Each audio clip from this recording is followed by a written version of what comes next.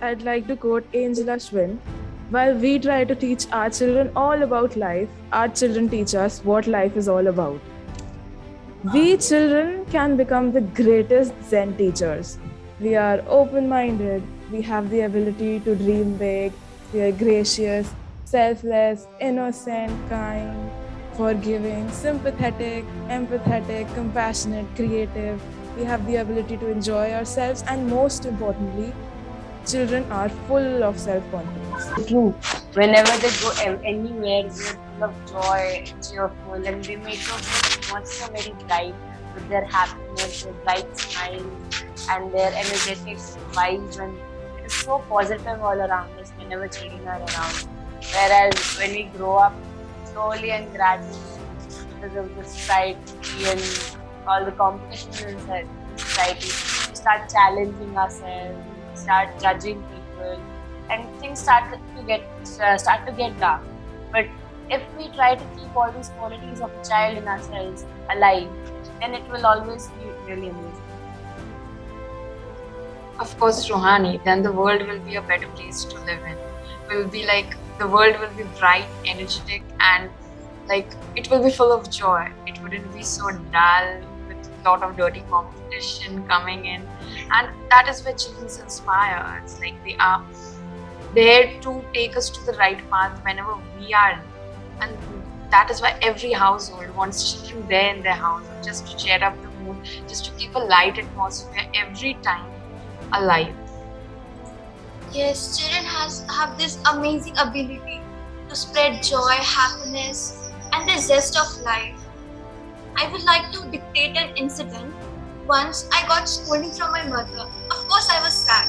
So my brother came and he started consoling me. He started cheering me up. And I actually felt better. So that made me realize the importance of sharing your time, giving your time to others, and try to understand that why they are sad. My brother is really small, but he still came to me and he asked me, what is my problem? Why am I sad? So that is the beauty of childhood. Another thing about childhood is that it's so about joy when you're a child, that it's so simple. They try and cheer us up with the simplest of things, but they give you such a big smile when they just hand you a chocolate or their favorite toy that you can't help but smile back. Doesn't matter how sad you are or how bad of a day you're having. Seeing a child smile is so infectious, it makes you want to smile as well. That is the beauty of smile, and even when we cross ways with someone we don't know, and if we pass a smile, I'm sure that enlightens the mood of that person and the day of that person indeed. And that is what like children encourage us to.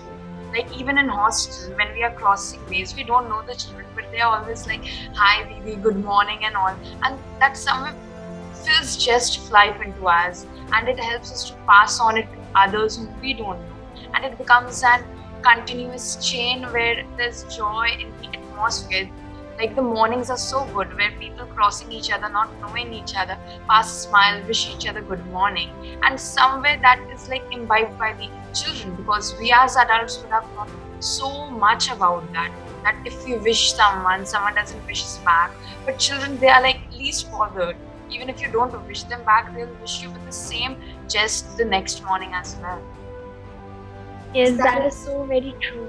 Whenever children express their love to someone or children express any of their feelings, they are expressing them unconditionally. They are not biased. They don't feel like, okay, yeah, this person gave me chocolate, I'll be very much attached to this person and not to the other one.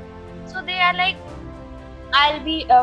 we will be friends with everyone, and they like, if a sibling fights with another one, they will forget and forgive them, and then in the evening we'll see them again playing together and not fighting. Yeah, they're very forgiving, and they're also not at all biased about it. If someone is standing alone on the side of the park and everyone is playing there, they don't think whether that child is of which religion, which caste, or what that person is about and what background he or she is coming from. It just matters to them that, oh, that's a child standing alone, and they'll approach them and ask for him or her to come and play with them, and they're very welcoming and very, not at all biased about things like that. Yeah, that's why we always feel like, no matter how old we grow, we always want to be, kids again at some point. And we always miss those days, that how, we used to always enjoy our times with our friends, play around, fall, and get up and play again. And we never, like, even if we cried, we would stop crying and then we would get back to what we were doing. Yeah, Plus, they don't help with the intention of getting something in return. They always live in the moment, and they never expect anything back. Whereas we adults, when we grow, that quality starts fading, and we become greedy. Yes, that is very much true. The other day when I was at my uncle's place, my cousin answered the doorbell and there was the person delivering the parcel. So she saw that the person was drenched in sweat and she ran to the kitchen to bring a glass of water. From that, when I saw that, I was really happy to see that the quality of humanity was still there in these little children. And I think that whenever we grow, we should not leave those qualities and still be the same person as a child is. But if we keep in mind the growing, like how the world is growing now, we see that humanity is there only in a constricted area. Whereas when we see children, they exercise humanity in each and every minute of their life. It is not just like showing, it's not just saying, but it's the action. And we don't actually teach the children humanity. It is they who teach us humanity, because we just teach them that you should be good to all, and they really understand the word good in real sense. But if I say, like, if we say anyone else that okay, you need to be good to a person, that good would have critical analysis coming in, weighing words coming in, looking at that person from every point of view coming in, judging the person each and every minute. And that is what children like that is what the children don't do. They actually don't exercise that. They exercise the real word, the real meaning of selflessness and care. And we adults, we are like, care, what is care? Care is just like superficial, it's just to show the world.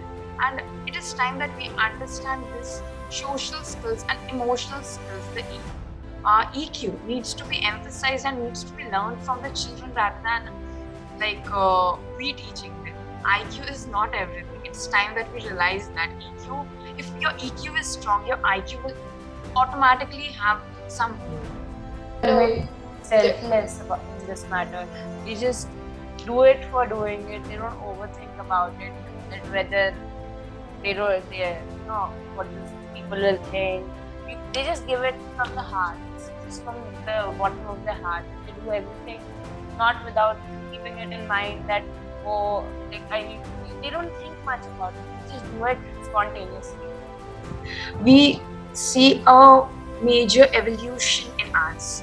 Like, we were even children, we even thought the same way that children nowadays think, and like, but after the evolution, as you grow up, the evolution is so drastic that we even forget the good values that we need to hold on.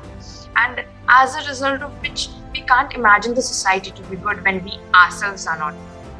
Like, the basic point is that you can grow up, you can become practical, but you need to strike a perfect balance on holding on your childlike values, because practicality is needed, but not to the extent that the current world is using it.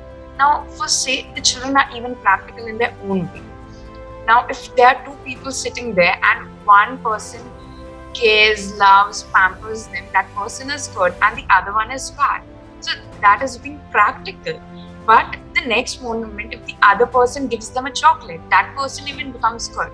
But with humans, even if someone, like with elders, even if someone is like wrong unintentionally and they hurt them once, they'll hold on the grudge for the entire life, no matter how good the person have been to the person who has been wronged once, for the entire life, or how much pleadingly they have asked for forgiveness. That doesn't matter to the adult, because they will hold on that one incident that happened long back. That is where this also comes into play, that we focus more on materialistic things than feelings. Nowadays, we share things with each other, but we don't share feelings with each other. This is now very the society is telling us that we are if anyone is emotional, basically we are told that when a child is crying, child is told if you're crying, you're very weak. Children don't cry, girls don't cry, boys don't cry. But that's not how it's supposed to be. Sharing feelings should be a part of teaching children that you should share feelings. It should be promoted to everyone that you should share feelings. It's not wrong sharing feelings, and it's not wrong to cry. It is okay if you have downfalls in life, and it's okay to have it, and you should accept it and move on. Children also move on at times, but when society comes into play and adults start teaching them things which they're not supposed to learn, they should share things. They should not be restricted from sharing their emotional feelings. Little deeds like smiling and passing a smile to other when they are crossing, and saying good morning, greeting them, or even offering them water. Like these little deeds do not afford anything, but they can make a big difference, as kindness leads to happiness and happiness leads to kindness. We have Well, a small. there's a lot of things we have to learn from children, and I think it's not too late. So we can also work upon ourselves. So that's how we will teach the children as they keep growing. Because finally, it's the children who look upon us as their role models. No matter how much we can imbibe from them, learning has no age, but still, the children will grow as they see their adults do. So that is why this evolution in us, even this evolution came when we were a child and when we are like a teenage. There's an evolution that is just because what we saw in front of us, we started imbibing that, no more matter how many times we were told that you need to be good. So it is time that we must even imbibe good from them and really exercise them in our lives. Yeah, in fact, like even while we're imbibing things from children, we can teach other children what to do. It becomes a cycle of sorts. We teach children children look at us and they treat us as role models, and we look at children and we treat them as role models. It becomes a beautiful cycle of a talk of give and take. No one is completely in power. Children are very creative. Like, if you give them a stone, a stick, or a paper, they will make anything out of it, and they'll start playing with it and they'll have fun. We need materialistic things, we need something proper to play with. That's just because we have been brought up in a frame of mind where we see everything to be perfect and rational rather than enjoyable and fun. And this can be very well seen and noticed when we look at the same things. I remember there was a poll conducted where there were two sticks drawn with a circle in between, and it was asked to the elders and the children at the same part, what can you see? So the ball was red in color, let's mention that. So the children were like, it is like two French fries with ketchup in between, and different types of opinion came in. But for elders, everyone was like, it is a ball kept in between two shelves. So that shows that how black and white an adult mind becomes, and how colorful a children mind is. And just to draw an analogy out here, even our televisions did evolve from black and white to colorful. And look at our minds, they are becoming from colorful to black and white. It makes no sense. It's like reducing the capability of a bright mind into a dull mind. So it is time that we learn from children to be fearless, to be full of joy, and to ask whatever they wish to. Just go on with whatever is there in your heart rather than think about it. Okay, if I do this, it will have this result. If I do this, it will have this result. Come on, let's become children where we are ready to imbibe things and ask whatever you wish to. That's a great way. So I would request one of you to say, how can you spread happiness through kindness and sharing? One of you can speak on this. How can you spread happiness through kindness and sharing? This one. So yeah, I'll give an example about in a hostel. So whenever we are having a bad day and we're very tired and we don't have much of an energy left, so if someone gives us way to fill our milk, so to fill our glass of milk, so that is very kind of them, and that makes our day. Because after all we are tired and all we want is to get done with the day quickly and go off to sleep. So if they give us way to fill our glass of milk, then it is very kind of them. Whereas if other way around, they are rude to us and they're like, oh, I was standing here and I want to fill my glass first. That will not be kind, and that will spoil our day even more. So that is how they'll provide happiness through kindness. Yeah. Another thing, we have small tradition here at hostel. We have just after dinner, everyone wishes all of their friends good night. Once they finish, they go to all the tables and they wait outside the building, and they refuse to go to their own houses and to their own beds until and unless they've said good night to everyone. And that's such a nice gesture because it feels so nice that other people are coming and waiting for us and looking for us just so they can say good night, just to make sure that we sleep well and so that we know that they care about us. It's a great way to cheer somebody up. Yes, and also I remember one incident from my junior classes when I was in the day school. One of my classmates had forgotten to bring her lunch. So when we got to know that she did not bring her lunch, we all went to her and we shared our food. At that time, she had more to eat than us. So it was like she was really happy and she was very grateful to everyone that they shared their food with her, even though she did not bring her food. That was one more example where I now understand that it was happiness sharing. Yeah. So then, when you grow old, how is this going to help you to spread happiness through kindness and sharing? When you grow old, can you imagine how these particular qualities that you inculcated in your childhood, how that has helped you to spread happiness? Well, for one, they can help us once we start doing these little things from just now. If we start doing little things and we start understanding the value of how small things can help people and understanding how we can spread happiness, we can spread happiness wherever we go, in the workplace or in the home, and that will just create better relationships and bonds with us. That will allow us to do better teamwork. In today's world, the modern world, we try and focus so much on collaboration and teamwork, and if we can spread happiness and if we can be kind so easily, then I'm pretty sure it will benefit us greatly in the future. And a happy society is always the best place to work in. Like, it is full of energy, positive energy, and it is like very promoting. It's not like pulling each other down. It's like just promoting each other, and the results are really awesome. It's like out of the box. It helps you analyze and think about it critically and get the best result out present at that moment.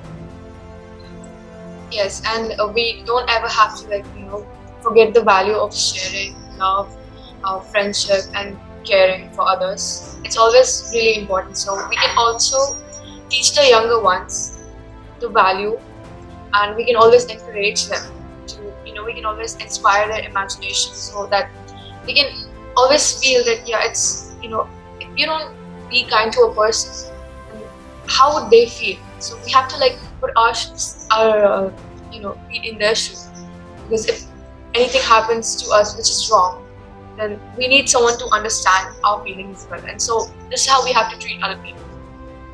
Yeah, and especially since we're in a hostel setting, these are the kind of skills that we need to use on almost a daily basis. We need to adjust with other people, and we need to try and make sure everyone is doing okay. We need to work with other people.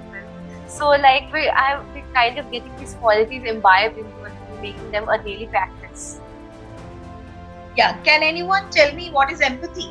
Empathy is just about like having a proper, like placing yourself in someone else's situation, like understanding the person to that extent. And empathy is all about how you place yourself in that situation, try to give all the solutions that are possible, and like be considerate about that person. It is totally different from sympathy. Sympathy is just like you're sympathetic to that person. You don't care much about that person. You pity on that person a bit, and like still like you don't feel like that person to be your own self. But once empathy comes into place, you feel that yes, that person, if I would have been at that position, things how I would have handled things, and you try your best to help that person out with solutions, with time, with care, concern, love, and everything. Like you bring your entire world together to help that person to whom you are really empathic. So that means empathy will help you to make better decisions in your life For sure, ma'am. and help others with your right decisions. Yes, ma'am. Yes, Yes, ma'am. ma'am. So does it add to the happiness quotient? For sure.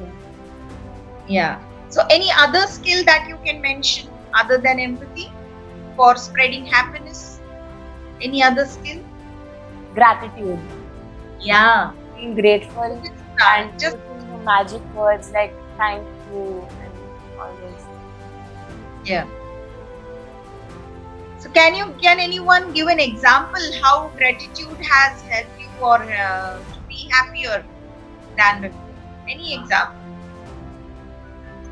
Well, I can give an example where I was working very hard on something. I was doing some kind of project or something, and once I had finally finished it, I showed it to the person, and they said it was so pretty, and they said thank you for making such a pretty thing because I was helping them for it, and they said it so genuinely and so happily that it made me feel so happy, and I felt like really it was so worth it. So actually, gratitude makes you feel more motivated to do work, and it makes you feel like taking on more and more things. It makes you feel your worth, and it shows that your effort is actually not gone in vain, and it is acknowledged. And from that you can again keep on doing whatever you're doing and keep on doing more projects and more activities like these. And whenever we are encouraged or motivated for doing such things, we really feel happy that the person is genuinely feeling happy for us as well. They feel the same way as we do. Yes, like if we make someone smile, then they're gonna do the same thing to you and other people, and that's how you create a chain, and it will keep spreading. So, yeah. And we must always remember that gratitude is not only about words; it's about your actions as well. So you may not thank the person by words, but your actions of concern, care, love, or even like helpfulness towards them will show them that that person is full of gratitude for the other one. So it's time that we even focus on actions when we can't do it by words, because few people are not good at expressing it through their words, but their actions, they are so good that it will make you feel special and make you feel encouraged to help on further. Once you feel like your actions have been noted, and once you feel like people see what you're doing, then you actually feel good, and that will make you a much more efficient worker and a much better contributor to society. See, I can give another example for that. Like at home, whoever makes your meal and anyone. For me, I always used to thank them in the end that it was very good, you did a great job, it was very tasty, thank you for doing this, thank you for making it. And then the person who made it would be so happy and would be so encouraged that, oh, they recognize my work, they recognize me, they feel happy, and it's just so good. Especially when you thank somebody who's not expecting it. Like when you thank for, say, if we're talking about hostel, if you thank one of the Baijis who help us, if you just say thank you for the smallest thing, they become so happy. I thanked her once for like opening the door for me, and she gave me such a big smile, and I felt so good inside. And I'm pretty sure she felt good for that too, because she must have felt like, yes, this person sees me. This child is such a sweet kid. She's seeing me and she's seeing that, yeah, I'm also here. Yes, totally. And it again comes down to the circle that we should again find happiness in the small things that are around us. We should not go to like, we should not see what the bigger things are. We should find happiness in even the smallest of the things, like that. As one of my teammates suggested, that the milk filling for the milk. These small very things contributing to the little happiness, which again makes a big smile on everyone's face, and the change still continues. Yes, children. Can you now tell me, was happiness a challenge any time in your school days? Was happiness a challenge any time? Was it very difficult in any particular situation where you felt, oh, here it was very difficult for me to feel happy? Yes, ma'am. When we joined the school, when it was the first week when we came to the boarding school, and we were missing home and all homesick and crying bad, missing home, missing parents. That's when our friends were around us, helping us, and they were like, oh, we'll enjoy this time, it's just starting, why are you crying? They're there to help you, they're there to encourage you, and that's where it was tough to stay happy. But yeah, when you have a hand on your shoulder and someone to hug you, someone to support you, that is where kindness will come again. They will be there for you and they'll listen to you, they'll be by your side, and that's where it will help. Happiness is actually like a consistent effort. It's not very easy to be happy all the time, every single day. But when you have other people supporting you and other people who are also trying the same, it becomes just a little bit easier. And for happiness, the main thing that matters is that you're happy from within rather than like just an exterior smile. And when you have people so good and so loving around you, with teachers, friends, everyone there just to encourage you every moment, no matter how bad you do in a test or how bad a day goes, like the entire just like again comes into your being, and you are happy again, you are again engrossed into the environment with fun and studies being running parallel, and we are encouraged to live, we are encouraged to laugh, and that is what brings happiness. So this your learning, if you apply it, did you anytime apply it to any of your friends to make them happy? Yes, well, that's what Maybe we a family always do. member. Yeah. We always have to, make others happy, and no matter how sad we are, we don't want to have a really negative kind of atmosphere around us. Otherwise, it will feel really depressing also. So it's really important that we keep everyone happy around us, and So this what- will also make ourselves happy. So in this pandemic situation, did you feel that this was a very important part that we were missing earlier? The pandemic has actually taught us many things, and we actually accept that as well. So with our most of us are from nuclear families, that is the culture right now. So with the nuclear family coming into being, happiness was all about like sharing, caring for each other, because it was just 4 to 5 people living in a house who had to care for each other, and who had to really be there for each other. So with that coming in, we actually gave time to our families, and that was the time when we understood that happiness is not only about going out, going to malls, watching movies, going for shoppings and all. It is about sitting together, talking, discussing, solving problems, playing, and enjoying the smallest of things that you can. Who would have imagined that the children who never entered the kitchen would enjoy cooking, making stuff? And who could have imagined that doing the regular household chores would have been so so full of joy? distribution of the job every morning, that okay, today you are going to do this and that is what I am going to do, and that would be such a big joy. So that is what happiness is all about, and that is the type of scenario that even exists in a hostel with your roomies sharing job. Okay, today you are going to do the sweeping, I'm going to dust the things off. So that is the entire scenario, and these small things, they give so much happiness and so much spark to the life that somewhere big things, a big party or a good feast can't. These small things are the reasons why we are there. Like, we are happy from within rather than like just an exterior look. And actually, we need to really thank the pandemic, thank the virus for being there to teach us these small things that we had been missing on our lives earlier. Yeah.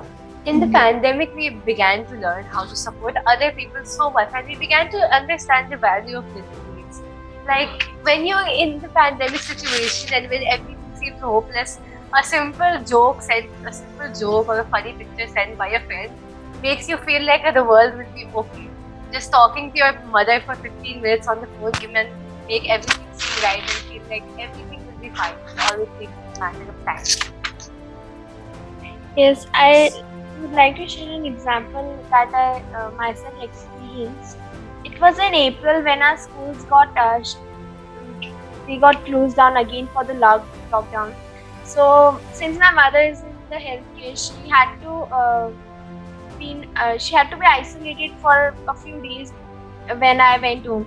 So she was on the upper floor, and that week the maid didn't come due to lockdown. When I went home, the food was half cooked. So my father was really exhausted, and I told him that don't worry, I'll make food, and you just sit down and relax a bit. He came to pick me up, so he got really exhausted. So it was a really happy moment that he got to rest. I felt nice that it was, really nice of me to do that. That you could help your father and give him rest. Yeah, Yes. so nice. Yeah, very good.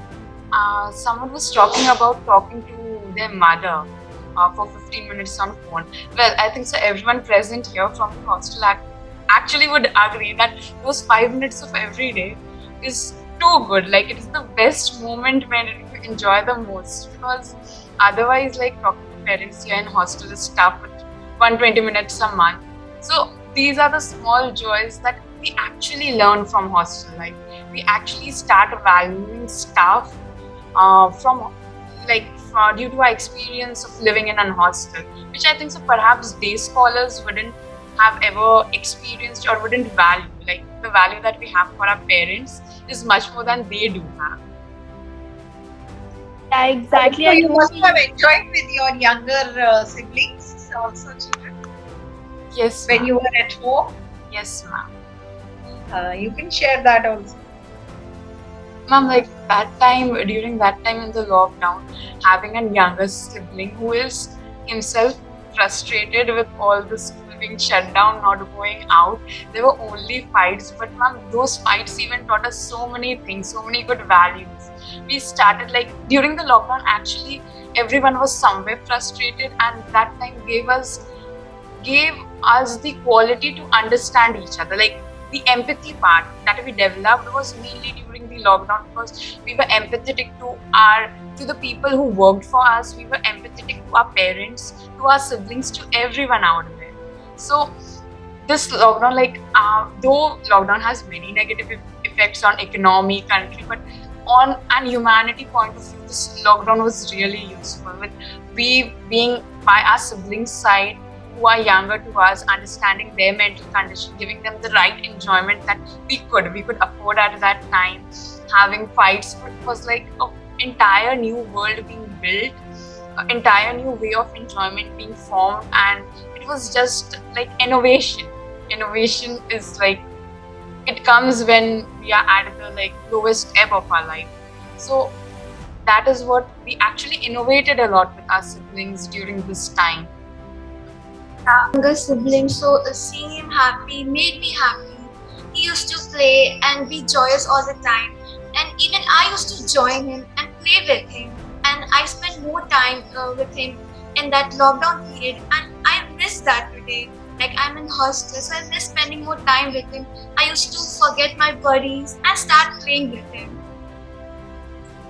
Yes, and even during the lockdown, yeah, our bonds have become even more stronger than it was before. So every time when our parents scold me, then like both of us, so we are always together, sitting and discussing about it, and it just becomes even more stronger as we share our feelings with each other. So having a sibling is a really good thing. And Trust me, I think so. Every one of you would agree on. I think so. Every one of you would agree on the fact that having siblings makes your life much more easier. Like it makes your life much more fun and easier than being a lone child. And that is why siblings are like the biggest gift we can say that we have got. That is true until you have the siblings in the house. Yeah, actually here I would disagree a bit because I am the single child, but I do have a pet who is just like a little sibling, I would say. And whenever she does something like if my mother is sleeping or she's resting and she would bark, I am the one who would get the scolding, and it is like I'll go to her again and then we'll again play a bit or share a little bond of which siblings can share. That's really like childlike behavior she expresses. Good. That means happiness. You learn kindness and sharing through your siblings, isn't it? How many of you enjoy irritating your siblings? Ma'am, every sibling does. It's a common everyone now. Sometimes you enjoy irritating them, isn't it? You find happiness in that. And then once you have a fight, after that, the calmness that comes, your bond increases more, isn't it? It becomes more stronger. And that also helps you understand each other more, isn't it? So all these small incidents of life, in fact, they help you understand each other more. And in the company of your brothers or sisters or your parents, you learn to adjust with them, isn't it? So how do you put this forward when you think of a society and a community? These small learnings that you get in a family, the adjustments, all these things, how do you put it ahead when you become, when you grow and maybe you become leaders, isn't it? You may be having good positions. Then how are you going to put these things to make your in and around people happy? How is it going to help you, these learnings that you had in your family? Since we are all in hostels, like we have come from different families and we have like different level of adjustments. So that's how we are learning, and I think it starts here itself. So in the future, I think it wouldn't be that difficult to adjust. In a family, when you have a sibling with you, as a younger sister, you are able to understand what to listen to and what not to listen to. And as an older sister, you learn how to order people around. But that's just like in a joking form. Actually, as when you become a sibling, you learn, as an older sibling, you learn how to take care of someone and how to adjust for someone. And as a younger sibling, you learn to understand how to rely on people, and you learn how to adjust with somebody who's telling you who's in charge of you as well. So I mean, for a bigger community, when you talk about a community, okay, when you talk at a bigger scenario, then how this is going to help you at a bigger scenario? Well, if we talk about a bigger scenario and the society, first thing that I think so every one of us must start with is to consider the society our family. Because once you start with that, everything becomes like a cakewalk for us. But if you think society to be different from your family, then things are not gonna be so. And when it comes to a family, you don't have to actually put in words. It comes automatically to you. So similarly, when it comes to the society, everything should come automatically to us. And as leaders, one thing that I find is most important is that you have a cool aura around you. You have happiness, you have joy, you have a relaxed mood around you. And trust me, those leaders are the best leaders who can exercise everything in a calm way. Even the toughest situation can be broken down in a calm way. So we as future should actually try to imbibe those qualities, and like every elder sibling knows how to handle different things. So we can put that experience out there, because once you become leader, it's not just one person you're handling an entire workforce. So if you are very good at empathizing with the person, sympathizing with the person, and understanding the person at the same time, I think so you can handle different people in different way, curb their interests and their advantages according to the best that you need, and use the right person for the right task. And that is what leader does, and that is how a society comes up to be a more beautiful place to live in. Yes, and it's really true that things don't get any easier. You just have to be more and more stronger. You need to work as a team and think that you belong to everyone and everyone belongs to you. You are one and not single individual. You have to work as a team, and then happiness spreads along. So positive thinking brings teamwork, isn't it? And if you are a good team leader, you definitely can spread more happiness. You are more better as a leader, and you can innovate, as you people said. You can innovate more new ideas, isn't it? Okay, that's great. Very nice, very well spoken, children.